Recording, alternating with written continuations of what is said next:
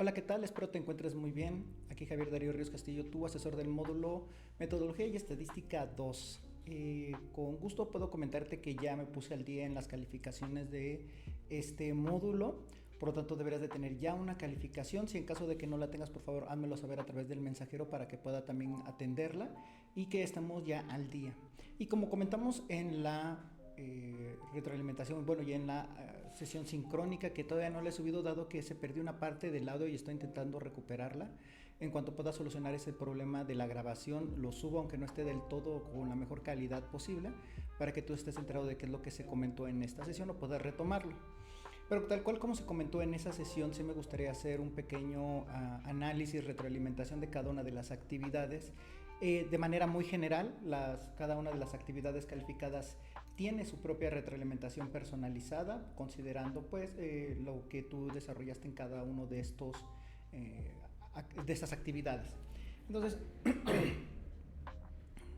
perdón, vamos a empezar a evaluar, o bueno, vamos a empezar a checar cada una de estas actividades.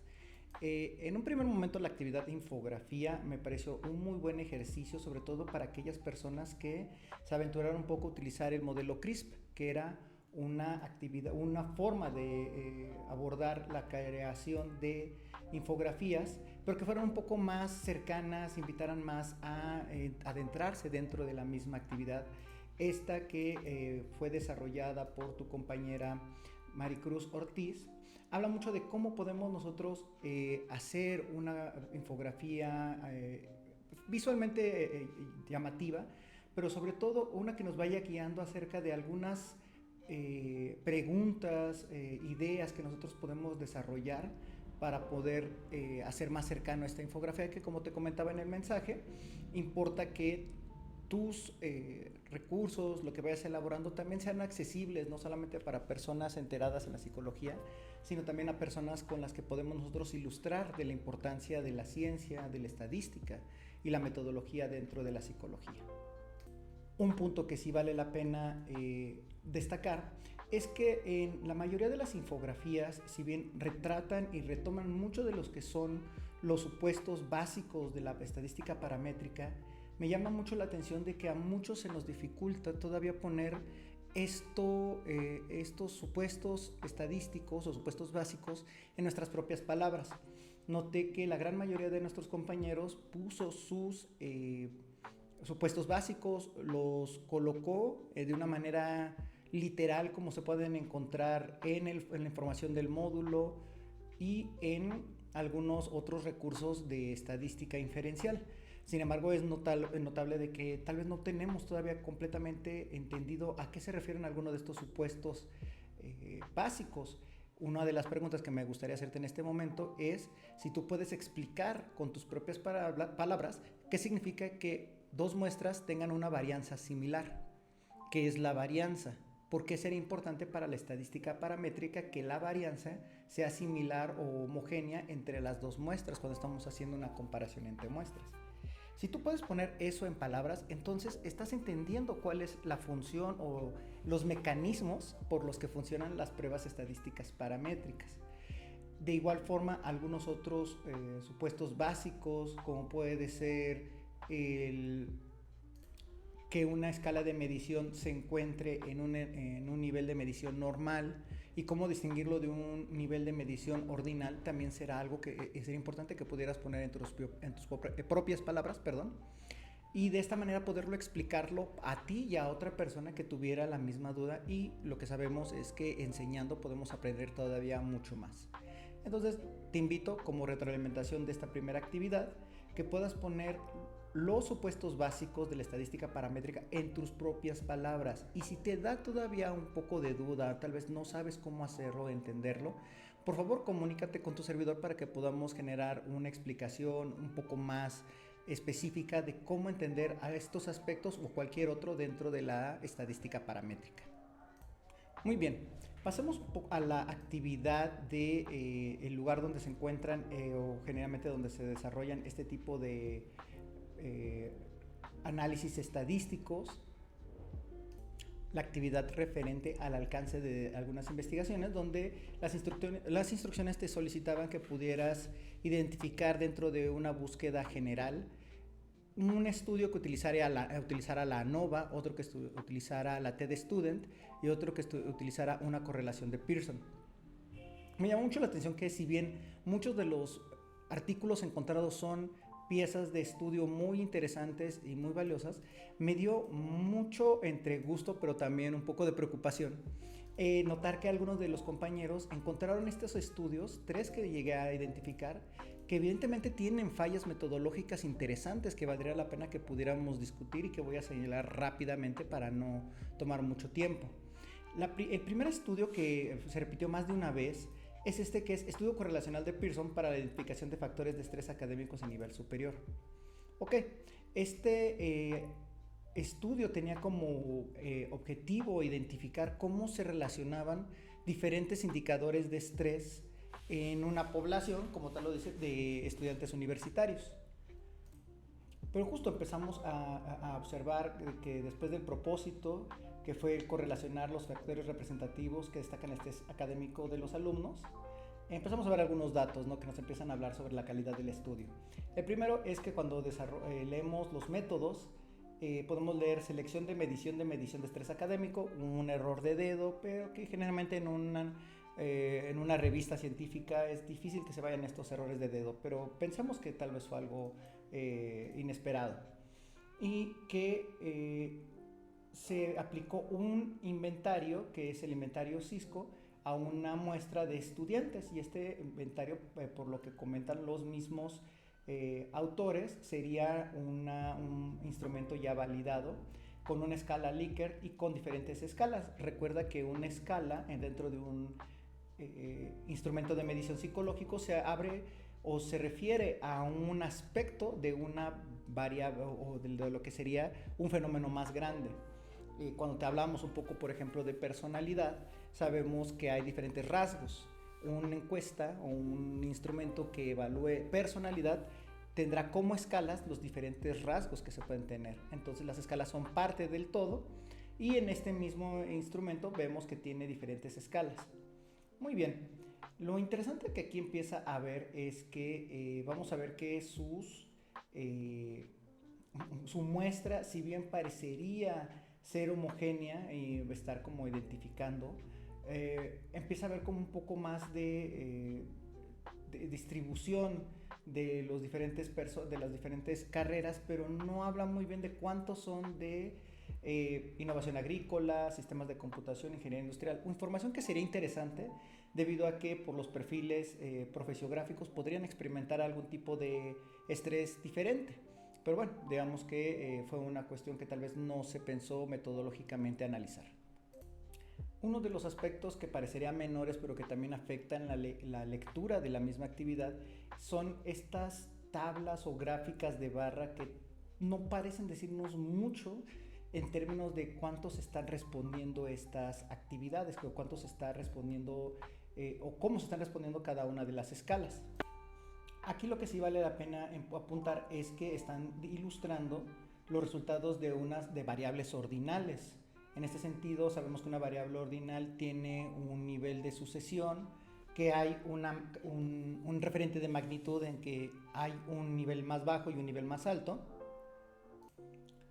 Sin embargo, estas líneas parecen como dejar de lado cuántas personas estaban participando, por ejemplo, ¿no? Estas respuestas vienen de todos, hubo una limpieza de la base de datos, algunos datos o algunos puntos que serían importantes conocer.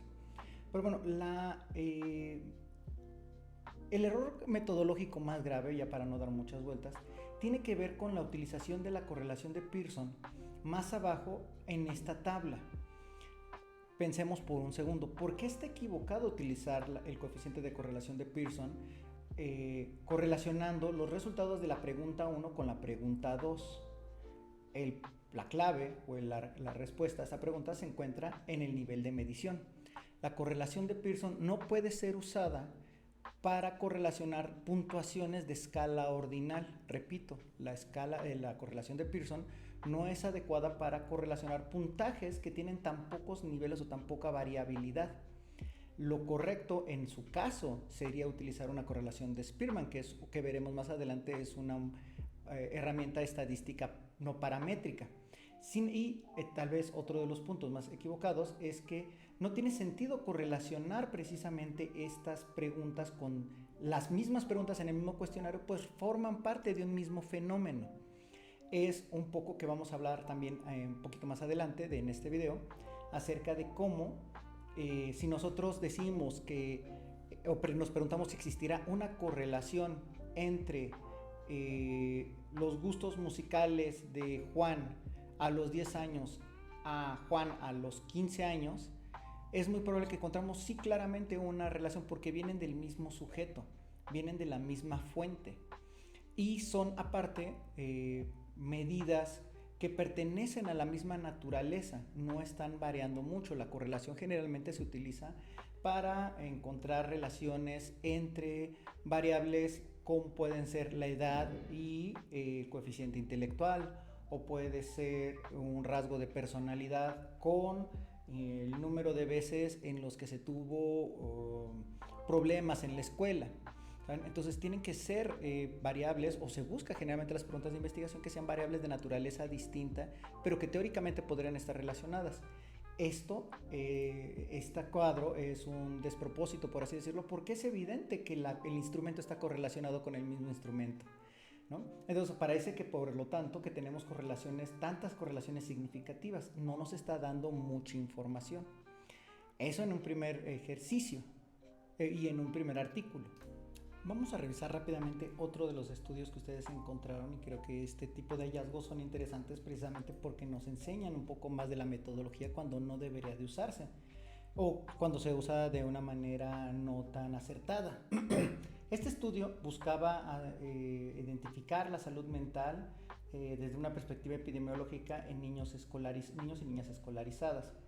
Bueno, utilizan un instrumento que se llama Child Behavior Checklist y utilizaron una ANOVA para poder identificar las comparaciones o identificar cuáles elementos de la escala que, como te comenté un momento, si nosotros estamos analizando lo que sería la conducta de un niño, la conducta de un niño está compuesto por muchas cosas, y este instrumento en cada una de sus escalas evalúa cada uno de esos elementos de la conducta. Pero bueno, aquí podemos ver que por cada uno de los sexos de las niñas y de los niños utilizaron una ANOVA, es decir, hicieron una evaluación si existía diferencias entre niños y niñas entre cada uno de estos problemas y de estas conductas. Si te fijan, son varios grupos los que tuvieron que haber realizado, o sea, es una ANOVA con muchos elementos y que puede permitir de repente con un poco como de duda sobre el hecho de si estamos metiendo tantos grupos, no estamos encontrando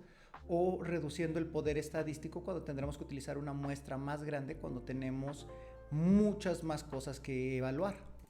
Por ejemplo, si nos vamos a su apartado de sexo y edad de los niños, vamos a encontrar que tenemos 273 casos, ¿no?, de niños y contra un número 122 de niñas en una muestra clínica.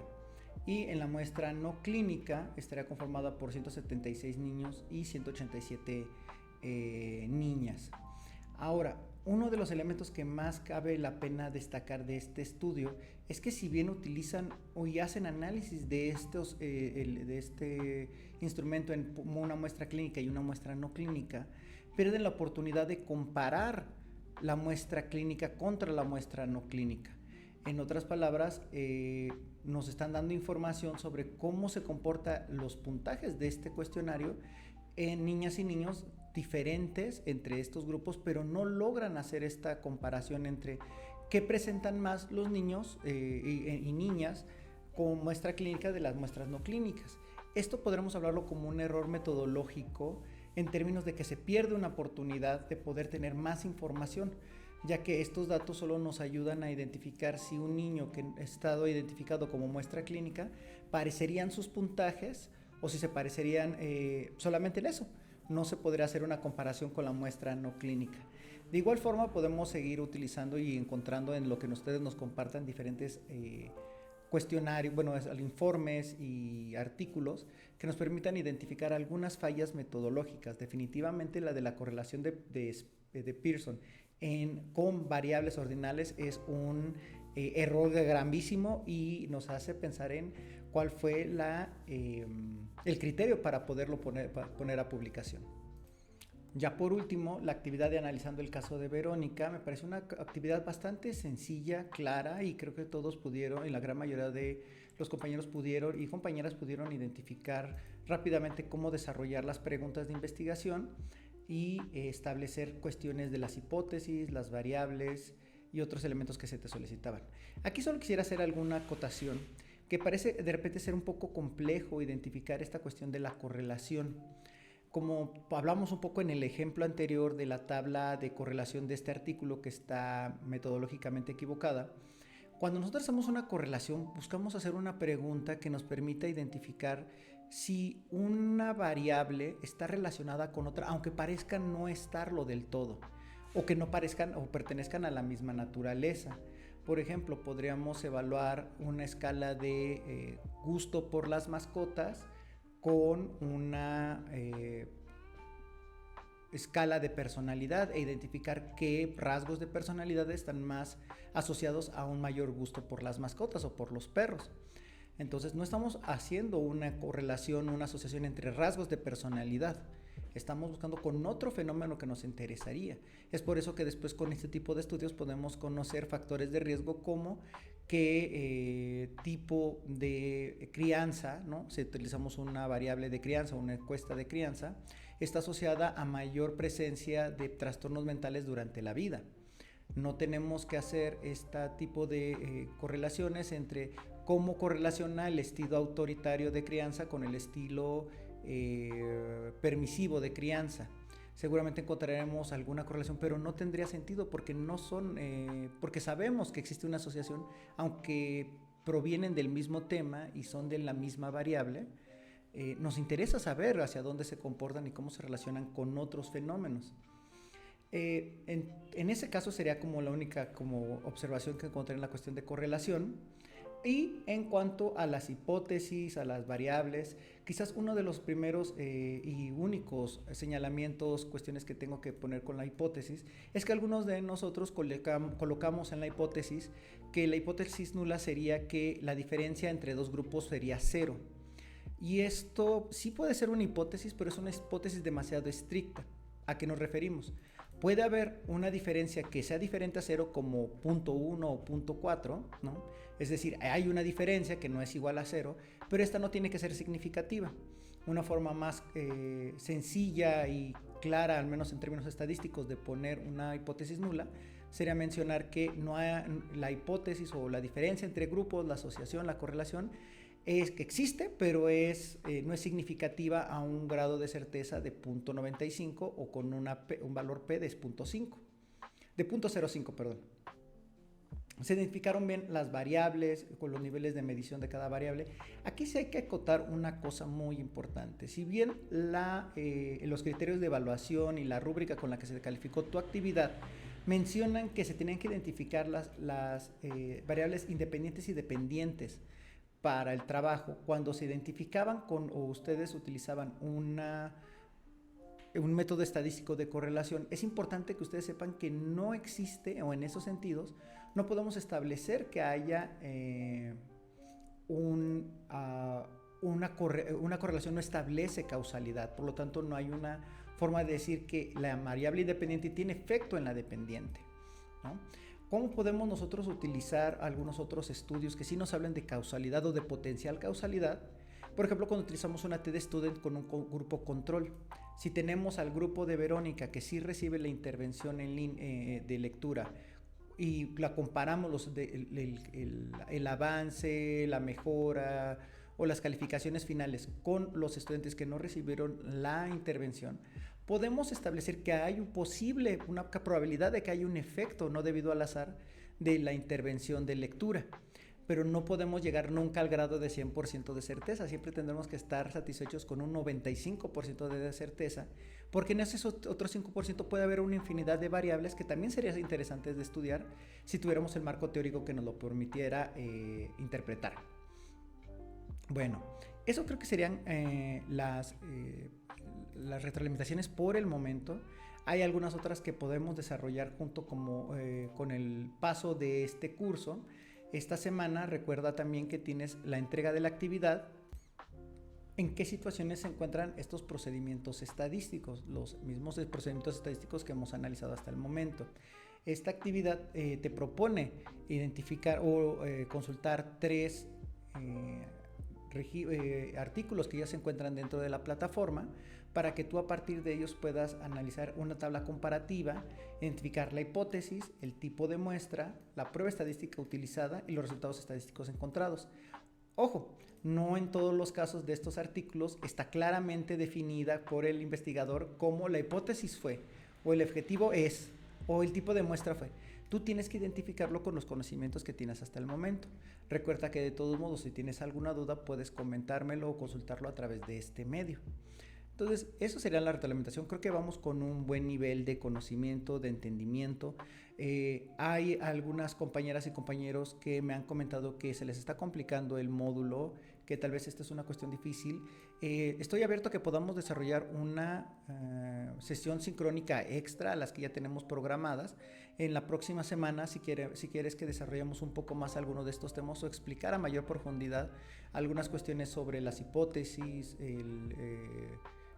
la elección de una prueba estadística, la diferencia entre paramétrica y no paramétrica, y que pueda ser tal vez incluso, si lo necesitas, con un poco más de ejemplos o retomando algunas de las calificaciones de tus actividades anteriores.